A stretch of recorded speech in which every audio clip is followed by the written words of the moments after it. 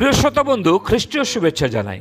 আমরা দেখেছি ফরনের ও ইসরায়েলের সাথে ঈশ্বরের আচরণের ন্যায্যতা, যা দেখেছি আপত্তিকর উত্তর যে ঈশ্বর ধার্মিক নন। দ্বিতীয়টি হচ্ছে মানুষের দায়ী নয়। রোমীয় 9:19 ইহাতে তুমি আমাকে বলিবে, তবে তিনি আবার দোষ ধরেন কেন? কারণ তাহার ইচ্ছার প্রতিরোধ কে করে? এই আপত্তিকর মন্তব্যে পৌল কিছুটা সময় অতিবাহিত করেছেন।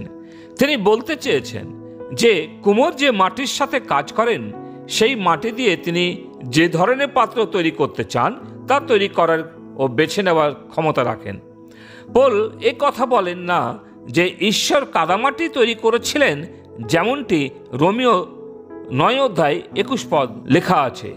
কাদার উপর কুম্ভকারের কি এমন অধিকার নাই যে এই মৃৎপিণ্ড অর্থাৎ মাটির ঢেলা থেকে একটি সমাদরের পাত্র আর একটা অনাদরের পাত্র গড়তে পারে? উক্ত পদটি স্মরণ করিয়ে দেয় যে ঈশ্বর সেই মাটি দিয়ে কাজ করেছিলেন। অতএব কোনো মানুষ কখনো ঈশ্বরকে প্রশ্ন করতে পারে তার সৃষ্টি নিয়ে? তাই যিশায় ভাবাদী বলেন, যিশায় 45:9 ধিক তাহাকে যে আপন নির্মাতার সহিত বিবাদ করে, সে তো মাটির খোলার মধ্যবর্তী খোলা মাত্র।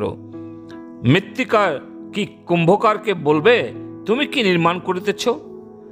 তোমার রচিত বস্তু কি বলিবে, উহার হস্ত নাই? প্রিয়, ঈশ্বর হচ্ছেন সেই কুম্ভকার যার পূর্ণ অধিকার রয়েছে, যাকে যেমন ইচ্ছা করতে পারেন, একজনকে সমাদরের এবং কখনো কাউকে অনাদরের পাত্র। যেমন যিশায় 64:6-8 লেখা আছে, আমরা তো সকলে অসুচি ব্যক্তির সদৃশ হইয়াছি, আমাদের সর্বপ্রকার ধার্মিকতা মলিন বস্ত্রের সমান, আর আমরা সকলে পত্রের ন্যায় জীর্ণ হই। আমাদের অপরাধ সকল বায়ুর ন্যায় আমাদেরকে উড়াইয়া লইয়া যায়। আবার কেহ তোমার নামে ডাকে না, তোমাকে ধরিতে উৎসুক হয় না, কেননা তুমি আমাদের হইতে আপন মুখ লুকাইয়াছ। আমাদের অপরাধের হস্তে আমাদেরকে গলিয়া যাইতে দিতেছ। কিন্তু এখন হে সদাপ্রভু, তুমি আমাদের পিতা, আমরা মৃত্তিকা, আর তুমি আমাদের কুম্ভকার, আমরা সকলে তোমার হস্তকৃত বস্তু। যিশায়ের উক্তি দ্বারা প্রমাণ করে যে আমাদের কোনো অধিকার নেই ঈশ্বরকে প্রশ্ন করার। আমাদের জন্য যেটা মঙ্গল তিনি তা করেন। ইসরায়েল জাতি তা বুঝতে পারেনি, যা তাদের অতীত ইতিহাস দ্বারা প্রকাশ পায়। জিরোমীয় ভাবাদীও বলেছেন, জিরোমীয় 18:6 আমি কুম্ভকারের বাটিতে নামিয়া গেলাম, আর দেখো সে কুলাচক্রে কর্ম করিতেছিল, আর সে মৃত্তিকা দিয়া যে পাত্র নির্মাণ করিতেছিল, তাহা যখন কুম্ভকারের হস্তে নষ্ট হইয়া গেল, তখন সে তাহা লইয়া আরও এক পাত্র নির্মাণ করিল। কুম্ভকারের দৃষ্টিতে যা ভালো তদ অনুসারেই করিল। সদাপ্রভু বলেন, হে ইসরায়েল কুল, তোমাদের সহিত আমি কি এই কুম্ভকারের ন্যায় ব্যবহার করিতে পারি না? হে ইসরায়েল কুল, দেখো, যেমন কুম্ভকারের হস্তে মৃত্তিকা, তেমনি আমার হস্তে তোমরা। প্রিয়, উক্ত অংশগুলিতে দু ধরনের পাত্রের কথা বলা হয়েছে। প্রথমত, ধ্বংসের জন্য ক্রোধের পাত্র, যা রোমীয় 9:22 লেখা আছে। আর ইহাতেই বাকি, যদি ঈশ্বর আপন ক্রোধ দেখাইবার ও আপন পরাক্রম জানাইবার ইচ্ছা করিয়া বিনা স্বার্থে পরিপক্ক ক্রোধ পাত্রদের প্রতি বিপুল সহিষ্ণুতায় ধৈর্য ধরিয়া থাকেন। ক্রোধ পাত্র বলতে এখানে আমি নিজেকে ধরতে পারি।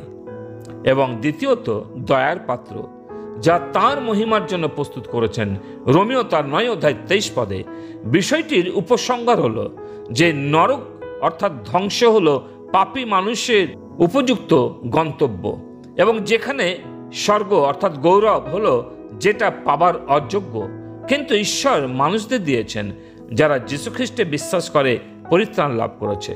এরপর চতুর্থ উদাহরণ হোশিয়ার উদাহরণ, যা রোমীয় 9:24-26 লেখা আছে।